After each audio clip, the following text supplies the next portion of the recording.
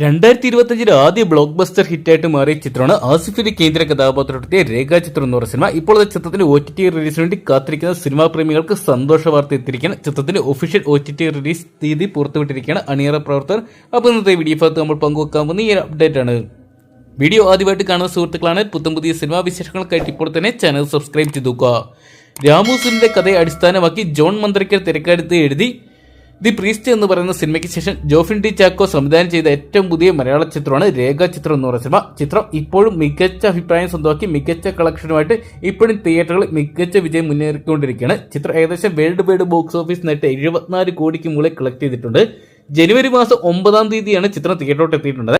2025 പേരെടുത്ത് പറയാൻ പറ്റുന്ന ആകെ ഒരേ ഒരു ബ്ലോക്ക് ബസ്റ്റർ ഹിറ്റ് രേഖാചിത്രം മാത്രമാണ്. ഈ ഒരു സിനിമയുടെ OTT റിലീസിന് വേണ്ടി കാത്തിരുന്ന സിനിമാ പ്രേമികൾക്ക് ഇപ്പോഴത്തെ സന്തോഷ വാർത്ത എത്തിയിരിക്കുകയാണ്. ചിത്രത്തിൽ നായികയായിട്ട് അനശ്വര രാജൻ, അതോടൊപ്പം മറ്റൊരു കേന്ദ്ര കഥാപാത്രമായിട്ട് മനോജ് കെ ജയൻ, ഹരിശ്രീ അശോകൻ, ഇന്ദ്രൻസ് തുടങ്ങിയവരൊക്കെ എത്തിയിട്ടുണ്ടായിരുന്നു.